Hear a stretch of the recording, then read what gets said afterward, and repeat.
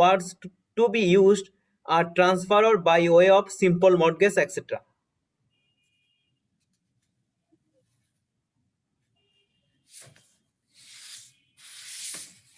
মানে operative ক্লজটা normally আমাদের যে কেনা বেচার যে টাইটেল ডিড, জমি কেনা বেচার যে টাইটেল ডিড, এটার মধ্যে মনে হয় অপারেটিভ ক্লজটা এইটাকে বোঝায় যে এই জমি আমি সত্ত্ব ত্যাগ করিয়া। না আমার মনে হয় কি ওই যে বস, আমার মনে হয় কি মানে এই যে ধরেন একটা চুক্তি হচ্ছে, চুক্তির মধ্যে কি কি আচ্ছা আমরা তো প্রথম কনসিডারেশনে বলছি টাকা পয়সা কে কি দিবে না দিবে, রিসিপ্টে বললাম যে টাকা পয়সা পেয়ে গেছি।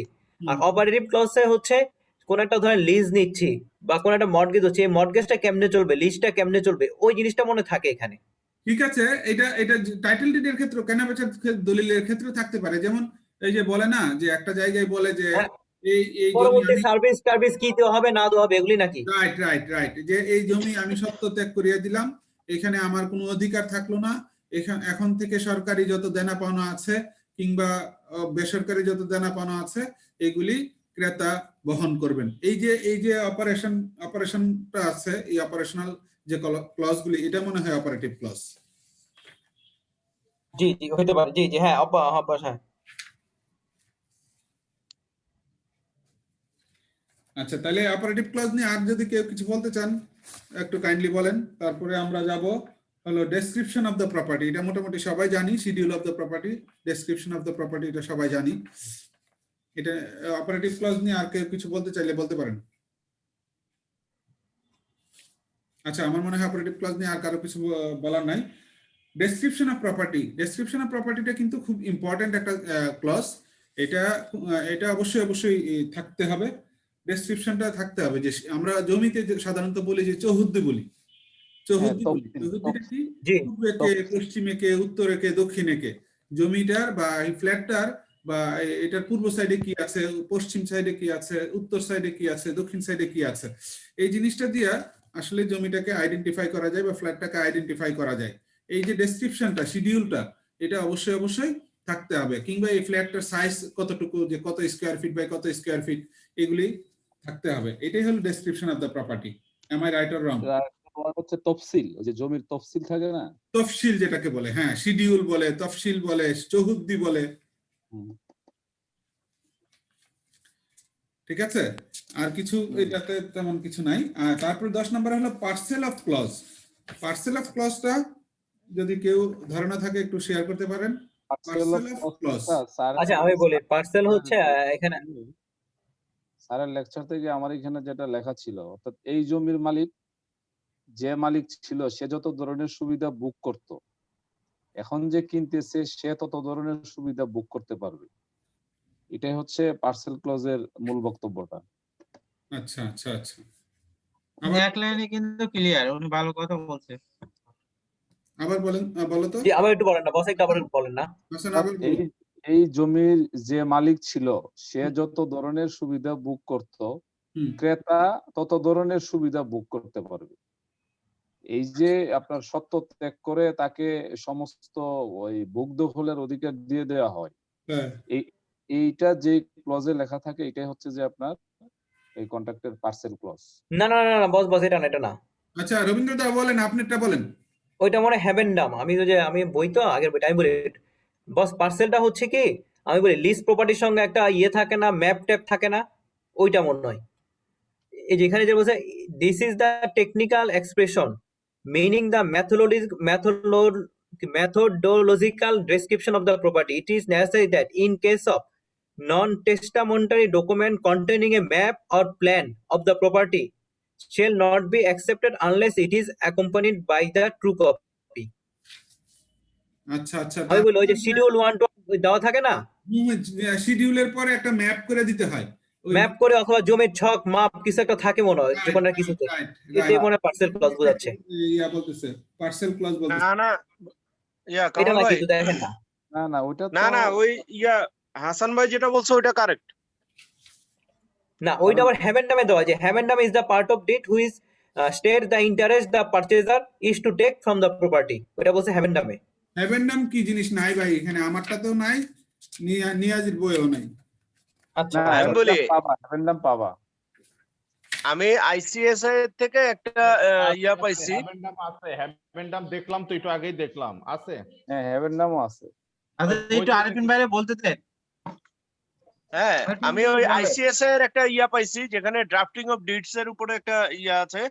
সেখানে বলা হচ্ছে যে unless a different intention is expressed or necessarily implied, a transfer of property passes forthwith to the transferee all the interest which the transferor is then capable of passing the property and the legal incidents thereof. তাহলে তো হাসান ভাই যেটা বলছিল ওটাই তো হলো, এই হিসাব তো এটাই। তাই তো হলো। আমি স্যারের লেকচারটা জাস্ট বাংলায় লিখছিলাম আর কি। আচ্ছা আচ্ছা, না, জি জি ঠিক জি। আছে, তা হচ্ছে। না ঠিক আছে হাসান, ইয়াটা যেটা বলছেন আবার বলেন। সেটা হচ্ছে হাসান ভাই যেটা unless বললেন- unless a different intention is expressed or necessarily implied, a transfer of property passes forthwith to the transferee all the interest which the transferor is then capable of passing the property and in the legal incidents thereof. তার মানে এটা ওই হাসান ভাই যে কথাটা বললো সেই হ্যাঁ মানে যা কথাটা, যা ইন্টারেস্ট দিচ্ছে, জি জি জি।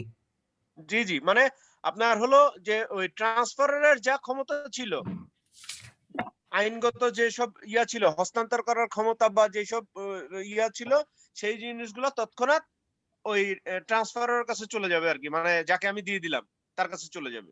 এটাই হচ্ছে আপনার প্রপার্টি বলছে পার্সেল, পার্সেল ক্লজ। জি জি জি। হ্যাঁ, হ্যাঁ।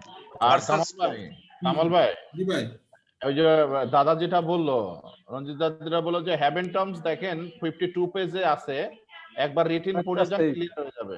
52 পেজে আছে নিয়াজি ভাইয়ের বইয়ে। হ্যাভেন্ডামও অনেকটা সেম। হ্যাঁ হ্যাভেন্ডাম 52 পেজে আছে। হ্যাভেন্ডাম clause refers to a section in leases that describes the rights and interests being given to the leasee. Leases to the leasee. Acha. In terms of real estate contracts, the Habendam clause refers to the transfers ownership of a property and any accompanying restrictions, because the clause begins with the phrase to have and to hold, inverted comma bhitere to have and to hold. The Habendam clause is sometimes called the to have and to hold clause. আচ্ছা, Habendam clause এর আরেকটা নাম হলো, alternative নাম হলো to have and to hold clause. To hold clause.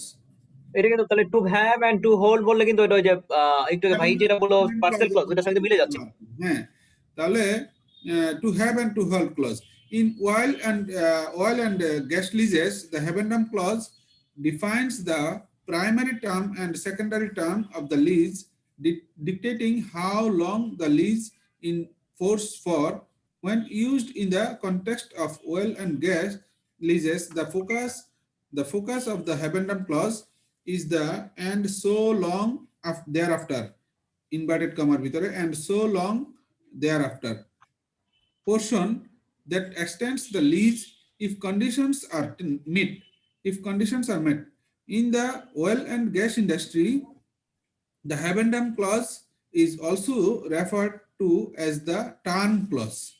আচ্ছা, Habendam clause এর আরেকটা ইয়া হলো যে টার্ম ক্লজও বলে, বিশেষ করে ওয়েল অ্যান্ড গ্যাস ইন্ডাস্ট্রিতে, এবং ওয়েল অ্যান্ড গ্যাস ইন্ডাস্ট্রি কন্ট্রাক্টগুলিতেই এই হ্যাভেন্ডাম ক্লজটা নরমালি থাকে, যেটাতে আরেকটা নাম হলো to have and to hold clause. Kamal ভাই ওটা বলা ট্রাম বলা, ট্রাম TERM, ট্রাম ক্লোজ মানে it's a consideration for the long period of time. এটা কি বোঝাচ্ছে যে হ্যাভেন্ডাস যখন এটা হয় এটা না না না না, এটা না, টার্মটা হলো যে টার্ম আছে, টার্ম যে টার্মগুলি আছে ওই টার্ম ক্লজ, যে ধরেন কন্ডিশনস গুলি আর কি। টার্ম ক্লজ মানে it's a one kind of conditions clause. বিভিন্ন ধরনের কন্ডিশন থাকে এই যে এগ্রিমেন্টটা হবে ওয়েল এন্ড গ্যাস ইন্ডাস্ট্রিতে। নরমালি এটা ওয়েল এন্ড গ্যাস ইন্ডাস্ট্রির ক্ষেত্রে হ্যাভেন্ডাম বা লিজেস বা লিজি যে এগ্রিমেন্ট গুলি হয়, যে 99 ইয়ার্স এর লিজ দিল, ওখানে কি কি করতে পারবে, যেমন রাজুকের প্রপার্টি কি করে, আপনি ধরেন লিজ নিলেন, রাজুকের প্রপার্টি কিন্তু বিক্রি করে না, বিক্রি করে কিভাবে 99 ইয়ার্সের জন্য আপনাকে লিজ দিয়ে দেয়। নরমালি দেখা যায় যে 100 টাকা একটা লিজ হলো, আসলে এটা 1 কোটি টাকার সম্পদ বা 100 কোটি টাকার সম্পদ, দেখা গেল লিজ এগ্রিমেন্টের ভ্যালু হলো, কনসিডারেশন ভ্যালু হলো 100 টাকা বা 1000 টাকা। 99 ইয়ার্সের জন্য আপনি এটা কেনা বেচা করতে পারবেন, বাট কন্ডিশন হলো কি তাদের কাছ থেকে আবার পারমিশন নিতে হবে। যে এনি কাইন্ডস অফ ট্রান্সফার এর ক্ষেত্রে, সেল ট্রান্সফার যে কোনো কিছুর ক্ষেত্রে তার কাছ থেকে পারমিশন নিতে হবে, আদারওয়াইজ ওই ডিড এগ্রিমেন্ট কোনোভাবেই ভ্যালিড হবে না। এই যে ওখানে বলা থাকে যে আপনি কি কি করতে পারবেন, কি কি করতে পারবেন না, এই যে টার্মগুলি উল্লেখ করা থাকে। জি কামাল ভাই রাইট। এটা হ্যাঁ ঠিক আছে, ভালো বলছেন। তবে এই যে ভাই পার্সেল ক্লোজ আর হ্যাবিন্ডাম ক্লোজের মধ্যে অনেকটা কিন্তু কাছাকাছি দেখেন। না কাছাকাছি না, কাছাকাছি না। জি বলেন। কাছাকাছি না, আমি বলি আপনার হলো পার্সেল ক্লজে যেটা আছে সেটা হচ্ছে যে আপনি যখন আপনার সম্পত্তিটা আরেকজনকে দিয়ে দিলেন ট্রান্সফার ডিডের মাধ্যমে, তখন সে সেটার মানে তার সমস্ত ইন্টারেস্ট যা আছে ওই সম্পত্তির মানে সমস্ত পাওয়ার সে এক্সারসাইজ করতে পারবে। বাট হ্যাভেন নামে কিন্তু সেটা বলা নাই। হ্যাভেন নামে বলা হচ্ছে যে যতক্ষণ পর্যন্ত বা যে পর্যন্ত আপনার সীমাবদ্ধতা দেওয়া আছে, লিমিটেশন বা যতটুকু ইন্টারেস্ট আপনাকে দেওয়া হচ্ছে ঠিক ততটুকুই আপনি ভোগ করবেন, তার বেশি না। যেমন আপনি লিজ প্রপার্টি বা 99 বছরের জন্য যে প্রপার্টিটা আপনি কিনতেছেন বা সরকার থেকে যে আপনি একটা লিজ নিচ্ছেন, সেটা কিন্তু আপনি সেল করতে পারবেন না কারো কাছে, বা সেটা হস্তান্তরযোগ্য না। সেটা আবার পরবর্তীতে গভর্নমেন্ট থেকে আবার আপনাকে পাওয়ার নিয়ে বা লিজ লিজ নিতে হবে। ওইটা হচ্ছে স্থায়ীভাবে ইমারত গড়া যায় না। আরেফিন ভাইয়ের কথা তো না বস, একটু আবার 2 লাইনে বলেন না, দুইটার পার্থক্যটা কি, হ্যাভেন্ডাম আর পার্সেল? পার্সেলের পার্থক্য পার্সেলটা হচ্ছে আপনি যখন আপনার সম্পদটা ধরেন আমার সম্পদটা আমি কামাল ভাইকে দিয়ে দিলাম, তখন থেকে আর ওই সম্পদের উপর আমার কোনো পাওয়ার নাই। আমি যা করতে পারতাম ওই সম্পদটা নিয়ে, সেটা তার সবকিছু কামাল ভাই করতে পারবে, তখন আমার আর ওখানে কোনো হাত দেওয়ার এখতিয়ার নাই। আর হ্যাভেন্ডামে যেটা হচ্ছে যে আপনি সরকার থেকে 30 বছরের জন্য একটা জিনিস লিজ নিছেন বা একটা প্রপার্টি লিজ নিছেন, সেটা আপনি ব্যবহার করতে পারবেন, সবকিছু করতে পারবেন, কিন্তু সেটা আপনি ট্রান্সফার করতে পারবেন না কারো কাছে বিক্রি করতে পারবেন না।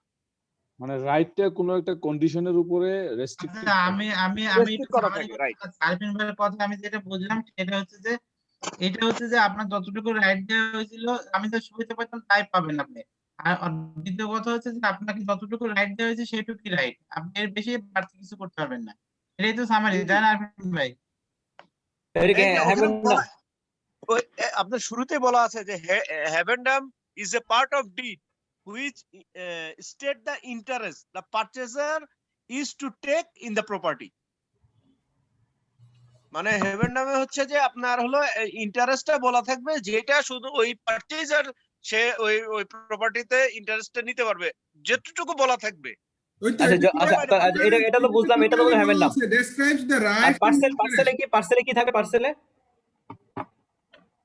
আর পার্সেলটা হচ্ছে আপনার হলো যে যার থেকে সম্পদটা আরেকজনের কাছে ট্রান্সফার হয়ে গেল, ট্রান্সফার হওয়ার সাথে সাথে সে ওই প্রপার্টিটার মানে সম্পূর্ণ মালিক, এবং সে তখন ওইটাকে বেচতে পারবে, কিনতে পারবে, ছিনিমিনি খেলতে পারবে, যা মন চায় করতে পারবে।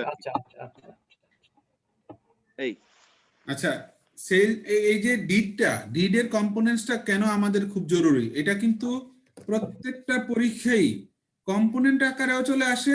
আবার ধরেন একটা সেল ডিড লিখতে বলে বা একটা পারচেজ ডিড লিখতে বলে। কামাল ভাই আমি একটু ইন্টারাপ্ট করি।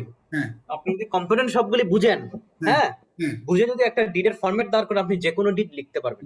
রাইট। এখন এটা ফরম্যাট দাঁড় করে একটা স্যাম্পল যদি কেউ দাঁড় করে দিতে পারেন তাহলে ভালো, যে কোনো ডিড দাঁতে লেখা যায় কমন স্যাম্পলের উপর। এই জন্যই এই কম্পোনেন্টস গুলি আমাদের একটু ভালোভাবে বুঝতে হবে। এই জন্য স্যারেও কিন্তু বারবার এটা বলছে যে এটা খুবই ইম্পর্টেন্ট, তোমরা এটা ভালোভাবে দেখো। কিন্তু স্যার নিজেই তো দেখায় নাই আমাদের।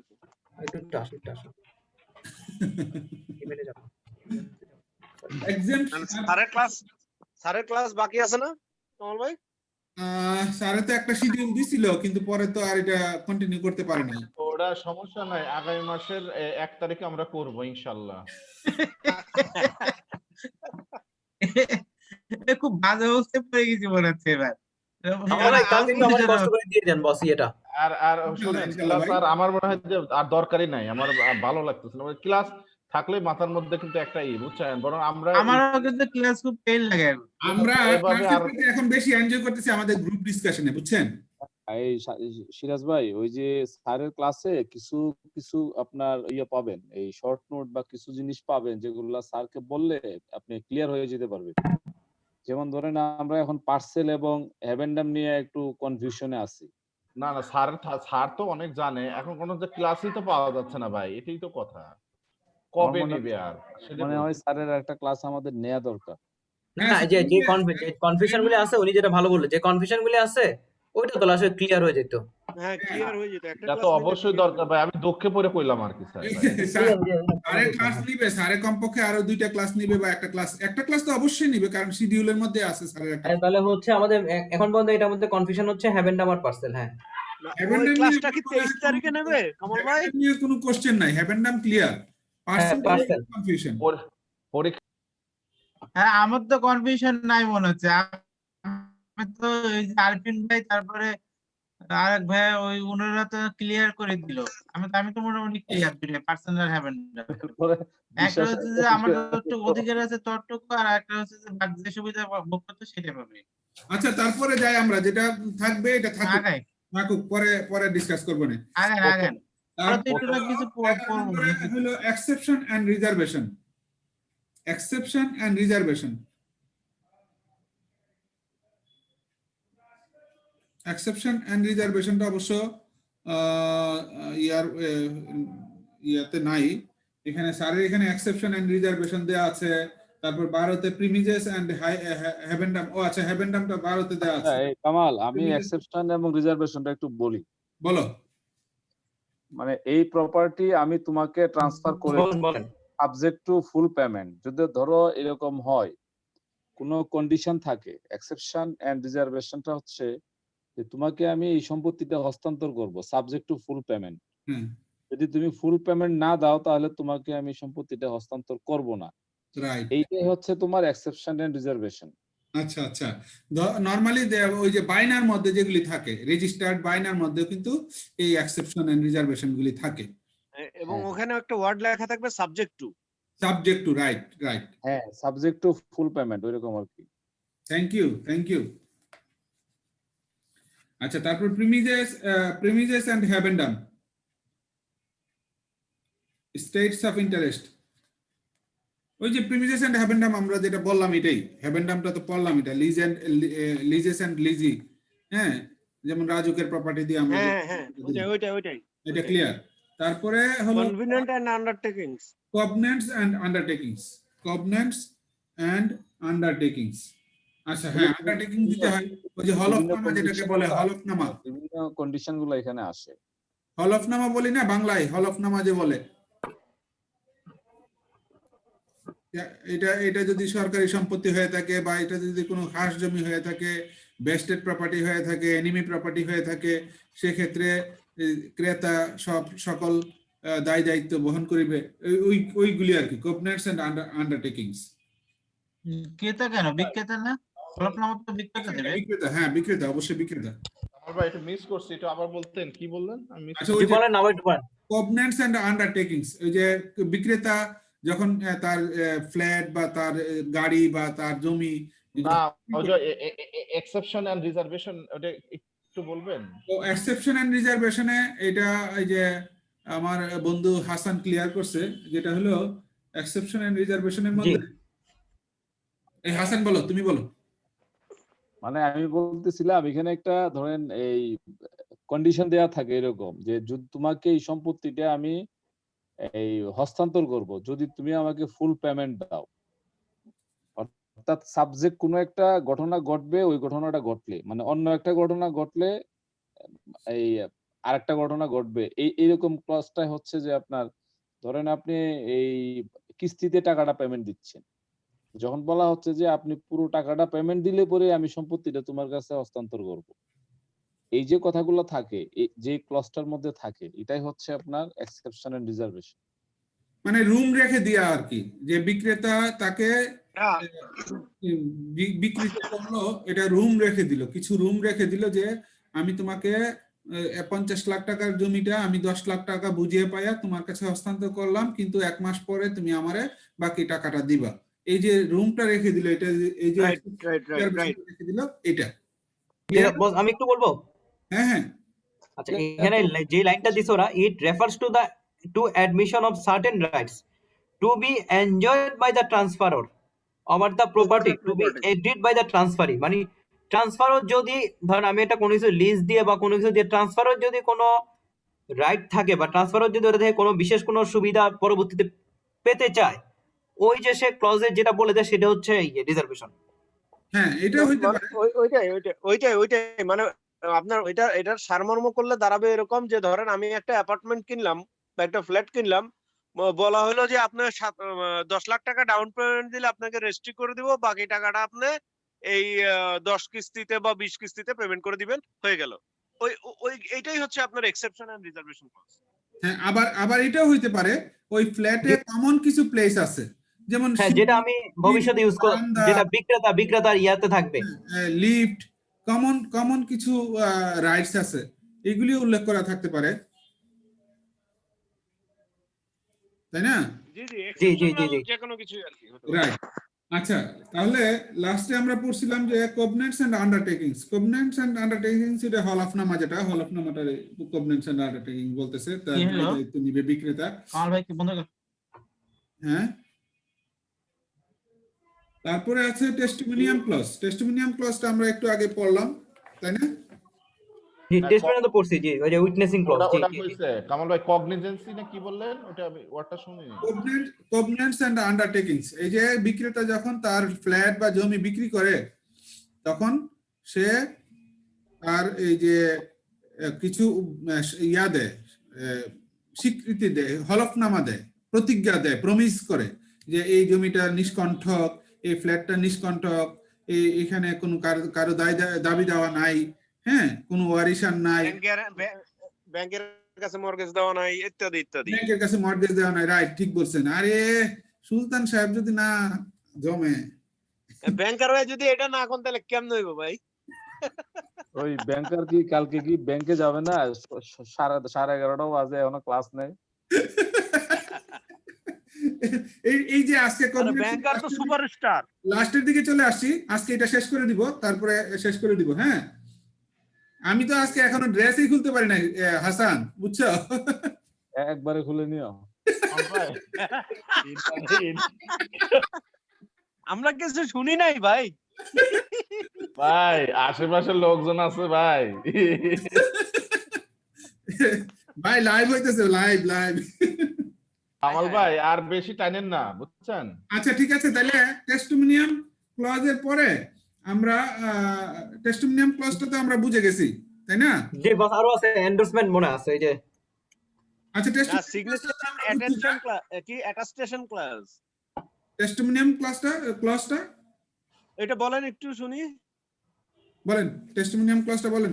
Testimonium is the clause in the last part of the deed.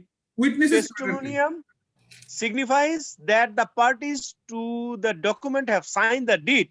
This clause marks the close of the deed and is an essential part of the deed. The usual form of testimonium clause is as under: in witness whereof parties there here to have hereunto set their respective hands and seal the date and year first above written. মানে ওই যে আপনার sign করার আগে যে একটা line লেখা থাকে না, ওইটাই হচ্ছে টেস্টিমোনিয়াম ক্লজ। যে আমি সজ্ঞানে, সাক্ষীর পার্টটা, না না না, এখানে বলা থাকে আমি সজ্ঞানে কারো বিনা প্ররোচনায় সুস্থ মস্তিষ্কে এই মানে দলিলে স্বাক্ষর করিলাম, এটাই হচ্ছে টেস্টিমোনিয়াম ক্লজ।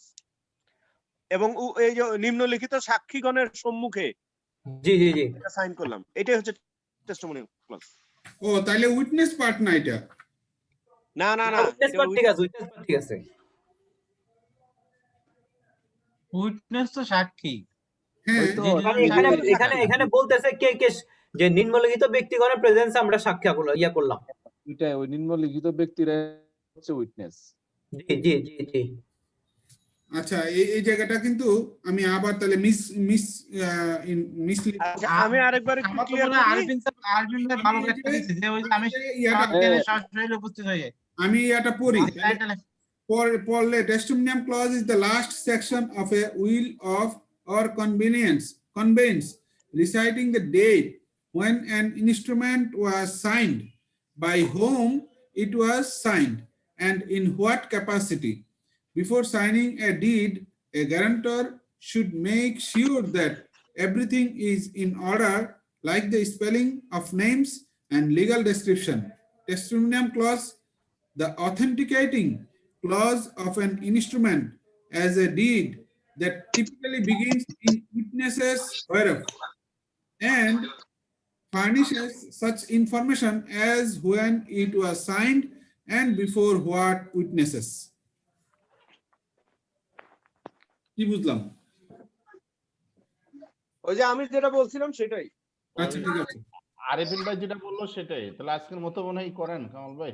আচ্ছা ঠিক আছে, তাহলে লাস্ট পার্ট হলো টেস্টিমোনিয়ামের পরে signature and attestation. Signature and attestation তো আর বলার কিছু নাই, আলাদা করে এন্ডোর্সমেন্ট।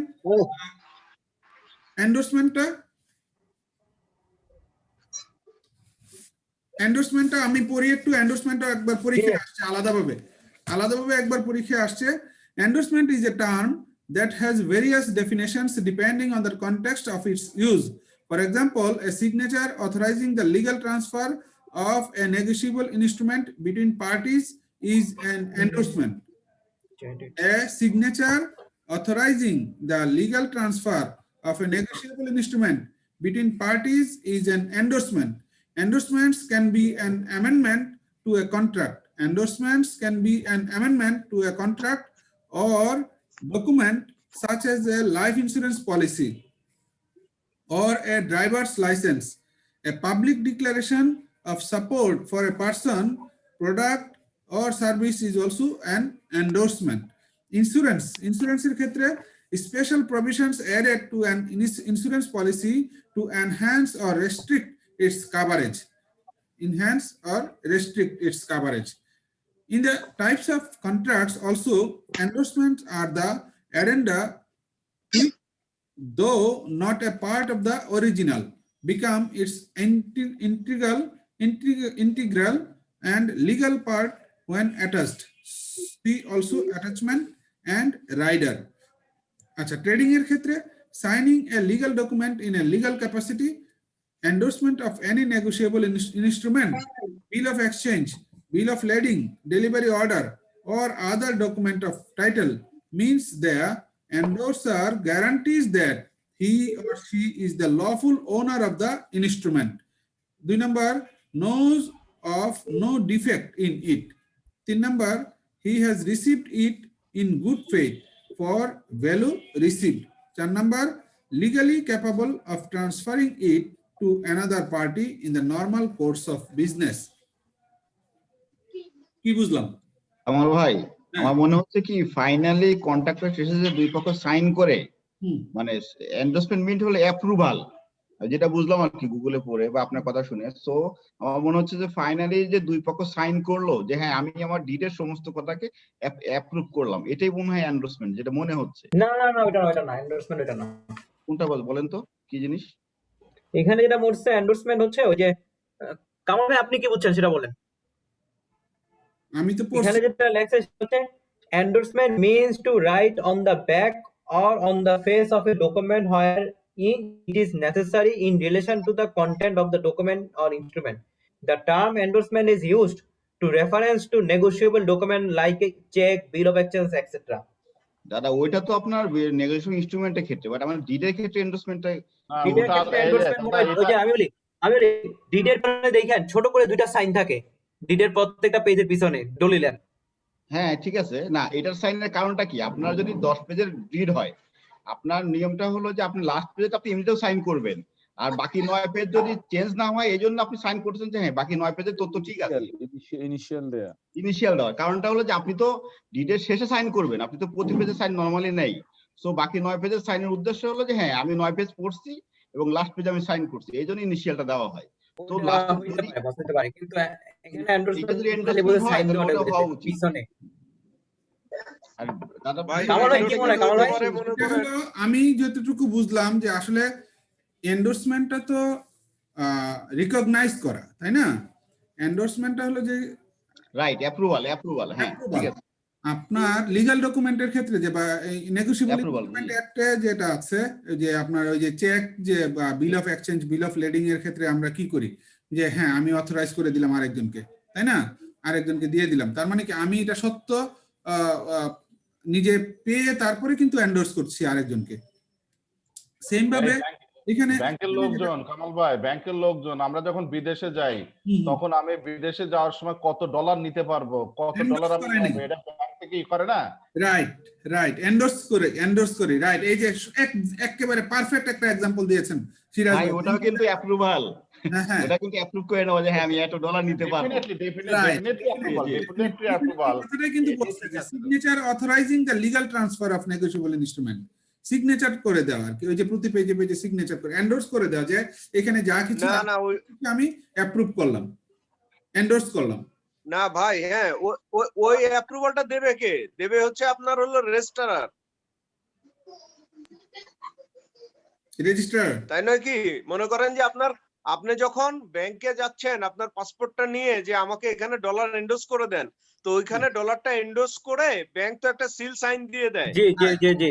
রাইট ব্যাংক হচ্ছে authorised person to endorse. Right. তো আপনার টাইটেল ডিডে হচ্ছে অথরাইজড পারসন তো একজন কেউ না কেউ থাকে, হয় আপনার সাব রেজিস্ট্রার অথবা অন্যান্য ক্ষেত্রে যেমন জয়েন্ট স্টক থেকে কোনো অফিসার করে দিবে ওটা এন্ডোর্স। হ্যাঁ হ্যাঁ হ্যাঁ, good idea, good, thank you.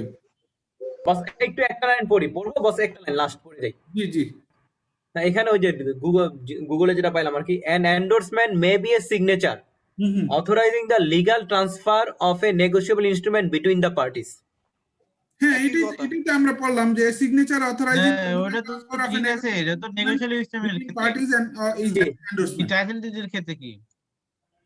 ওইটি হবে ডিডের ক্ষেত্রে ওই যে সেমই হওয়ার বললাম কথা। ভাই, ওই যে বললাম যে মনে করেন টাইটেল ডিডটা যেখান থেকে আপনি অথেন্টিকেট করবেন, জি সেই অথেন্টিক অথরিটি যে সিল সাইনটা দিবে, সাব রেজিস্ট্রারের কিন্তু একটা সিল বসে, একটা সাইন বসে ওই হ্যাঁ দলিলের হ্যাঁ উপরে, হ্যাঁ, ঠিক আছে ঠিক তখনই আছে সেটা ঠিক আছে বস, এই এন্ডোর্স যে ঠিক হয়। আছে, আপনার কথা মিলতেছে।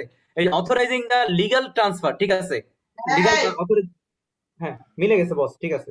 আরিফিন ভাই আবার আসলে বলেন তো। এন্ডোর্সমেন্টের ডেফিনেশনটা কিন্তু এখানে প্রথমেই বলে নিয়েছে যে ডেফিনেশনটা আচ্ছা আমি লাইনটা পড়ি আবার, এই যে সিরাজ ভাই বলি তাহলে আমরা ডিপেন্ডিং মিলে অন যাবে। The context, depending on the context of its use.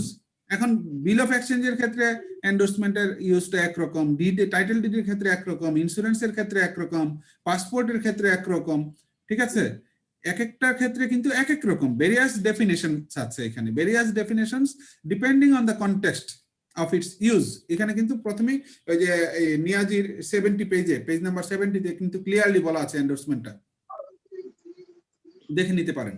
না ওইটাই তো আমি বাংলায় বললাম যে ভাই আপনি যদি টাইটেল ডিড করেন, যদি কোনো জমি রেজিস্ট্রি করেন বা ফ্ল্যাট রেজিস্ট্রি করেন, সেক্ষেত্রে আপনার সাব রেজিস্ট্রার কিন্তু আপনাকে সমস্ত দলিল দস্তাবেজ দেখে আপনার একটা সিল এবং সাইন দিয়ে দিবে, সেটাই হচ্ছে জমির রেজিস্ট্রি, মানে আপনার রেজিস্ট্রি হয়ে গেল, সেটাই এন্ডোর্সমেন্ট রাইট জি রাইট। জি।